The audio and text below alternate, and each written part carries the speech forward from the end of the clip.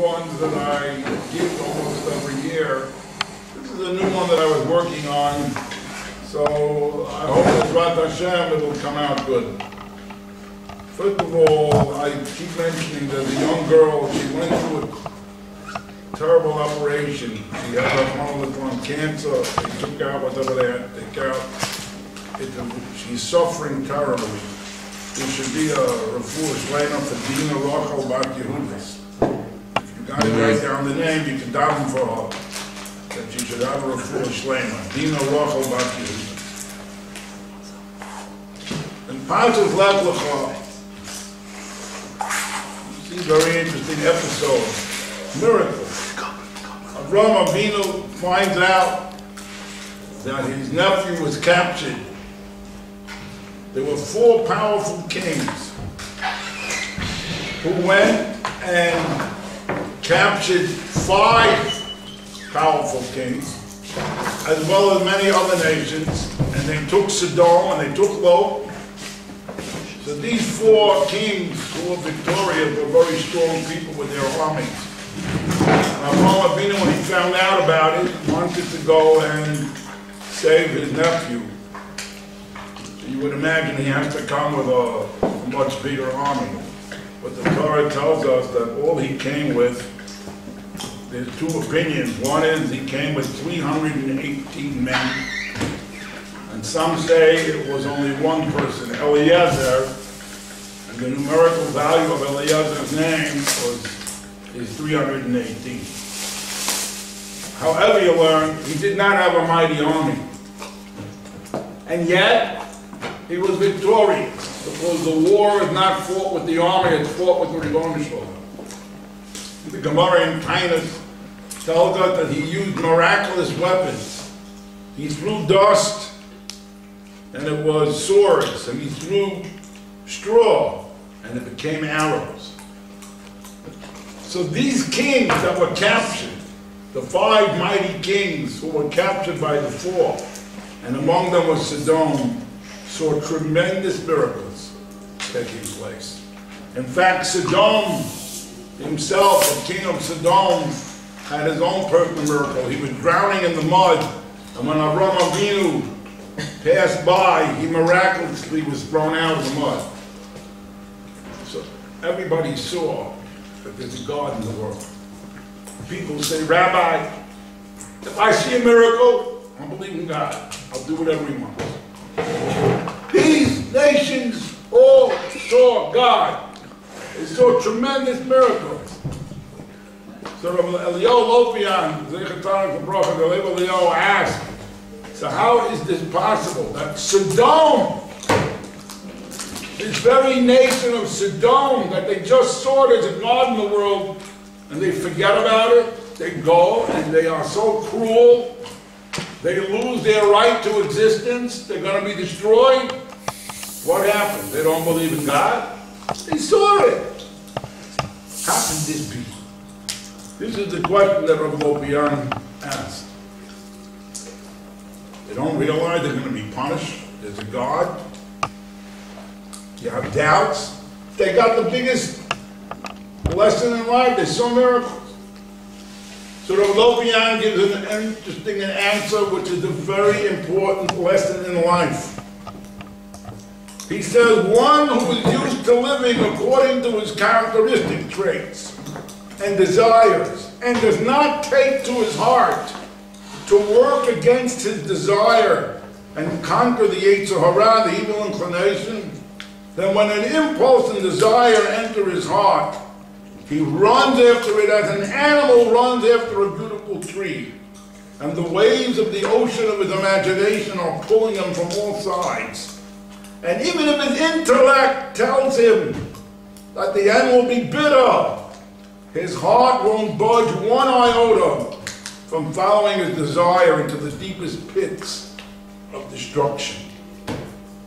This explains Sodom. They were people with lusts and desires for the pleasures of this world, and they refused to labor to uproot it from their hearts. So how can you expect their clear recognition of the truth and experiencing miracles to have an effect if in the midst of their heart is implanted desire with all of its branches. The Yesod, Rabbi say, is there's a head and there's a heart. We say, V'yodata hayom, you should know today, but that's not enough. You could know in your head, but it won't help unless it goes into the heart. Because what a person knows in his head, without a doubt, does not necessarily dictate what he's going to do, if his heart tells him otherwise. And if you don't work on not running after the desires, the fact that you know that you're killing yourself, the fact that you know that there's a God, is not going to help. That's an important lesson in life. There's a mashal the Chazal bring. There was a certain family that their father was always drunk. It was very embarrassing. It was common they would see their father lying on the floor in the mud and the little kids were throwing stones and laughing at him. And it bothered them to no end. They tried every way to get him to stop. One day they're coming home, they see, again, there's a drunk in the mud. They assumed it was their father. They went close, they said, it's not his father. It's some other drunk. And the people are throwing stones and laughing at him. So they ran home praying that their father would be sober. And he was. And they said, Abba, come. I want to show you what you look like when you're drunk.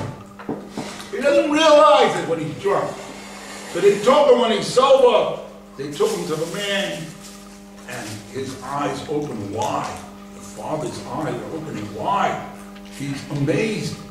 And the sons are hopeful. He's going to learn the lesson and realize this is crazy. This is what I look like. So he bends down to this fellow. And he says, brother, my dear brother, where did you get such a good whiskey? That's what he learned from. You guys see with his own eyes when he's sober how ridiculous it is. It don't help if you don't work on your midos, you don't work on running after these desires. If you rationalize all kinds of reasons why you should, it's not going to help. Knowing it does not help. There's a couple of stories.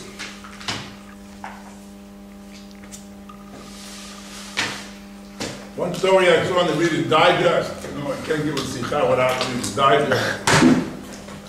Amazing story, true story. An oncologist, God forbid, a cancer specialist. This guy saw firsthand the devastation of smoking. Yet, he was addicted to smoking himself. He was never able to stop. In fact, his secretary was very embarrassed because they had ashtrays in his office. And people were asking him, how in the world do you allow ashtrays in an oncologist's office? She was embarrassed to tell him the truth. It's for the doctor. And what do you think happened? Of course, the doctor got cancer himself. And he's sitting and waiting for his chemotherapy. What else does he do? He takes out and he lights the cigarette. What's going on over here? Does he have a doubt? He can know clearly in his head that he's killing himself.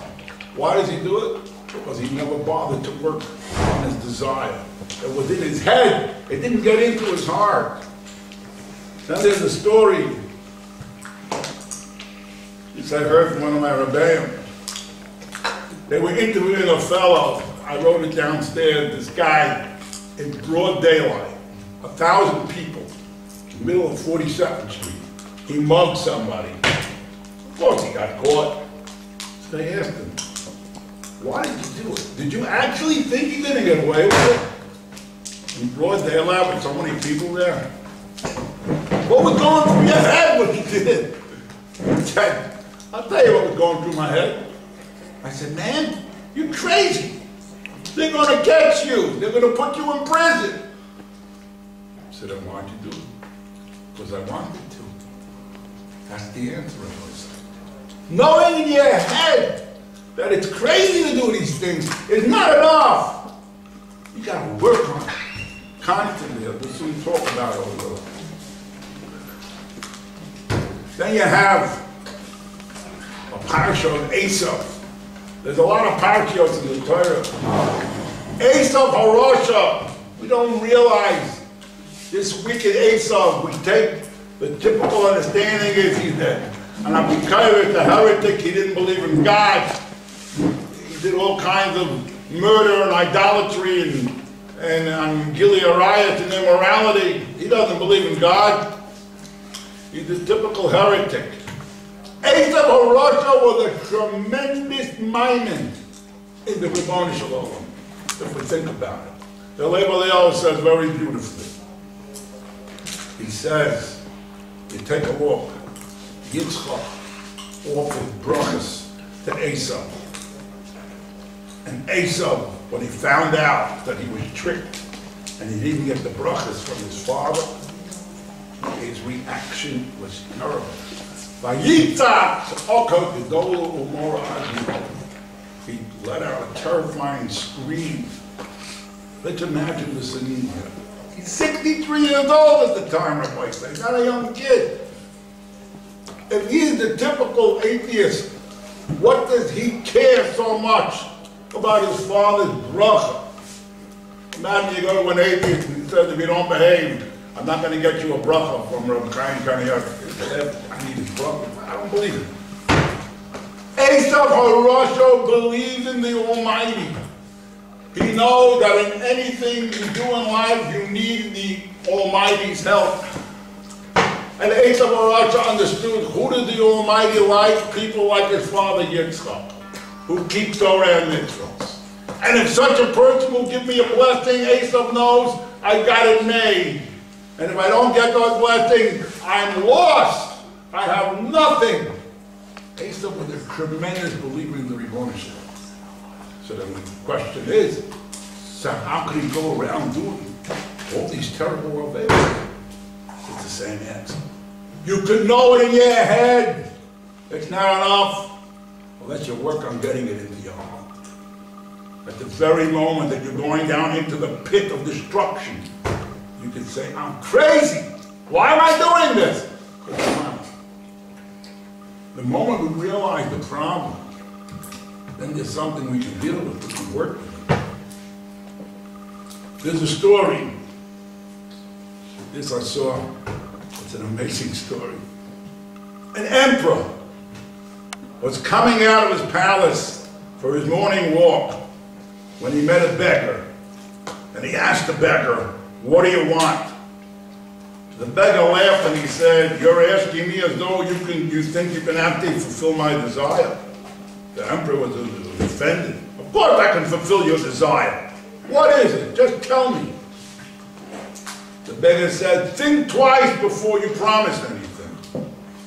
The emperor said, listen, I'm a very powerful emperor. I will fulfill anything you ask. What can you possibly desire that I cannot give you? The beggar said, okay, it's a very simple desire. You see this begging bowl? He held out a bowl. Can you fill this with something? The emperor said, of course. He called one of his advisors and told him, fill the man's begging bowl with money. The advisor went and got some money and poured it into the bowl. And the money disappeared. And he poured more and more. And the moment he would pour it, it would disappear. And the beggar